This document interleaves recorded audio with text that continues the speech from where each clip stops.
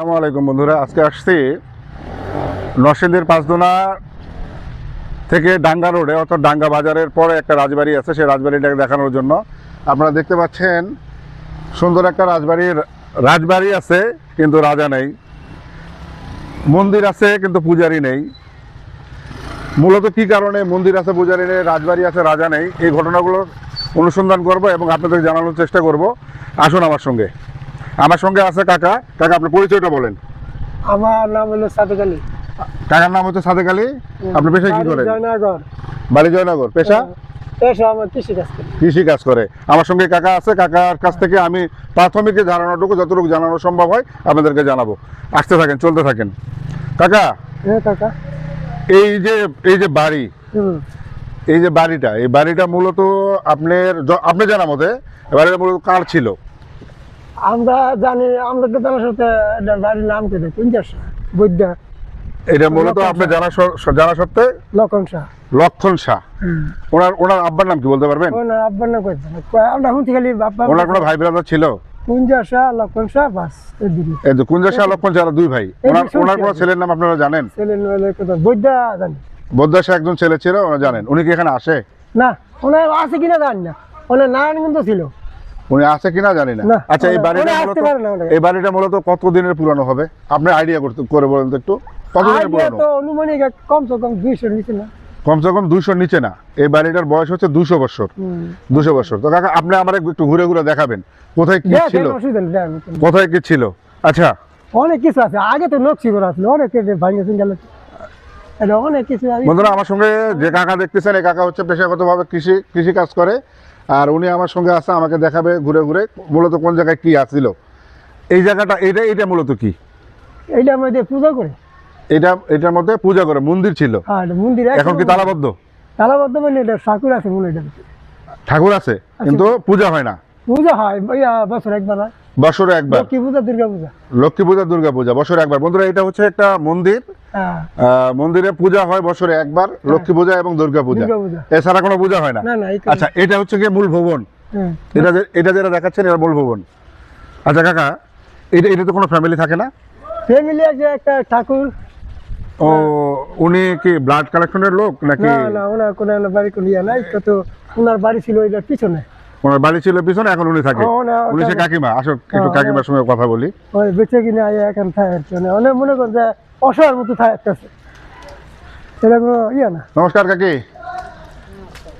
আপনি এখানে কতদিন যাবত থাকেন? আমার শ্বশুরে থাকতো, আমার দাদুরও থাকতো এই জায়গায়। পরে বিয়ে হইয়া আমি রয়েছি। আপনার শ্বশুরও থাকতো, আপনার দাদু থাকতো, এখন আপনি থাকেন, মানে তিন পুরুষ। তিন পুরুষ। আপনার নাম কি কাকি? আমার নাম রীতা চক্রবর্তী। রীতা চক্রবর্তী। ছবি তুললেন না? আচ্ছা, আপনি এখানে থাকেন। আপনার সন্তানেরা কোথায় থাকে? সন্তান নাই, ছেলে নাই, মেয়ে বিয়ে দিয়ে দিচ্ছেন? জামাই হয়েছে বোবা। আচ্ছা আচ্ছা, উনি কি করে? ঠাকুর বানায়। ঠাকুর বানায়, প্রতিমা বানায়। প্রতিমা বানায় তো। আচ্ছা আচ্ছা, ঠিক আছে কাকি, ধন্যবাদ।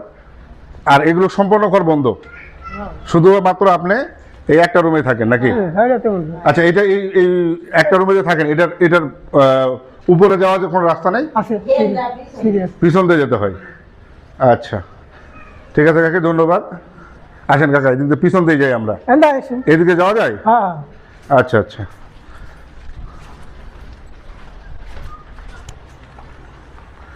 এই যে এক কাকুর সঙ্গে যাচ্ছি আমরা। অন্ধকার আচ্ছন্ন প্রত্যেকটা ঘরের। বন্ধুরা, প্রত্যেকটা ঘরের দেখেন আপনারা, আমি লাইট না জ্বালালে আপনারা দেখবেন না। বিল্ডিং এর প্রত্যেকটা ঘরে আপনার তালা, এইভাবে তালাবদ্ধ, তালা দেওয়া। এখন দরজা বন্ধ। এই যে এখন আমরা পার হচ্ছি একটা চক্রবর্তী গেট দিয়ে। এই যে অসংখ্য ঘর দেখাই আপনাদেরকে। অসংখ্য ঘর আছে এই বিল্ডিং এ, অসংখ্য ঘর আছে। এগুলো সব হচ্ছে লক করা। এই যে দেখেন, এই যে হচ্ছে লক করা গেট।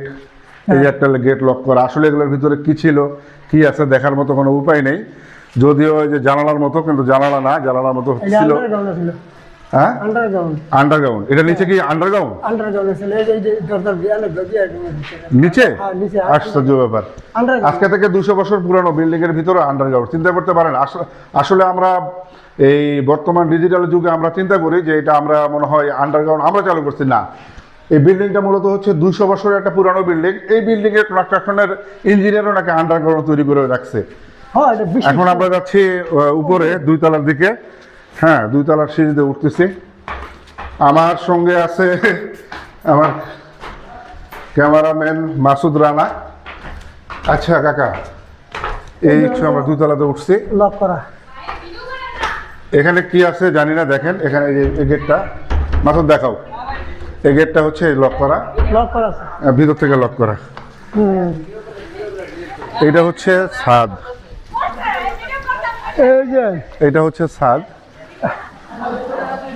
এটা ছাদ। এখানে অনেক দর্শনার্থী আসছে, তাদের সঙ্গেও কথা বলবো হয়তো। দেখেন এই পাশে পুরা ছাদটা হচ্ছে ধ্বংসস্তূপ। এখন এদিক দিয়ে যাচ্ছি আমরা। খালি রুম ওইটা। অসংখ্য রুম আছে, অসংখ্য রুম, কিন্তু আলো নেই। এই যে ভাইরা, অনেক 2জন ভাই আছে এখানে, এখানেও আছে। এই যে বৃষ্টি পানি পড়তেছে যেটা, এখানে বৃষ্টি হচ্ছিল কিছুক্ষণ আগে। এই যে এটা বৃষ্টির পানি এদিকে পড়তেছিল, পড়তেছে এখনো। থাকতে পারে বাজে না। যাচ্ছি আমরা এদিকে।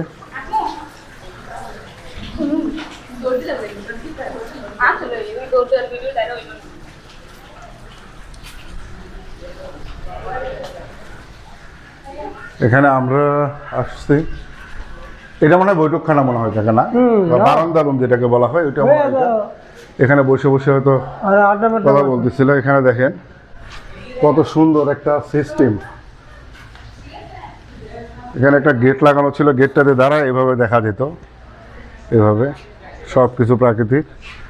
এখান থেকে আবার আরেকটা জিনিস খেয়াল করা যায়, এখান থেকে দেখবেন, এখান থেকে ওই পাশে দেখেন, ওই পাশে যেটা দেখা যাচ্ছে ওই বারান্দাটারও দেখা যায় এখান থেকে। হ্যাঁ ওই যে এখান থেকে তাকাইলে সামনে একটা পুষ্কুনি আছে, পুষ্কুনিটাও দেখা যায়। যাবো আমরা পার্ট টু পার্ট যাবো ইনশাল্লাহ, চেষ্টা করবো আপনাদের দেখানোর জন্য যতটুকু সম্ভব হয়। এই যে এক ভাই নিরিবিলি বসে বসে মোবাইল টিপতেছে। ভাই আপনি কোথায় থেকে আসছেন? এটা এলাকায় দিকে এখানে? ও কি করেন আপনি? পড়ালেখা করি। কোথায়? কালীগঞ্জে। আচ্ছা আচ্ছা, এখানেও আছে অসংখ্য রুম। মাসুদ একটু ইয়েগুলো দেখাও। দেখো আজকে থেকে 200 বছর আগেও মানে লোহার ব্যবহার যেমন ছিল, আজকেও আমরা লোহার ব্যবহারগুলো এইভাবে দেখি। দেখেন কত সুন্দরভাবে লোহা বিছায়। এটা কিন্তু আসলে মূলত আস্থা ইট দিয়ে করানো, ইট দিয়ে এই লোহার অ্যাঙ্গেলের উপরে ইট বসায় বসে পরে ঢালাই করানো। এই যে প্লাসটা দেখতে পাচ্ছেন, এটার উপরে ইট বিছানো, ইটের উপরে ঢালাই করানো এইভাবে অ্যাঙ্গেল দিয়ে। এই জায়গাগুলো মূলত হচ্ছে আপনার দিয়া বা বাতি জ্বালানোর মতো বা আলোকসজ্জা করানোর জন্য মতো হয়তো ইয়ে ছিল। পড়তেছে বৃষ্টি, প্রাকৃতির সঙ্গে অনেক সুন্দরভাবে বৃষ্টি হচ্ছে। হ্যাঁ দেখা যাচ্ছে অনেক সুন্দর। এদিকে আসো মাসুদ, এদিকে আসো।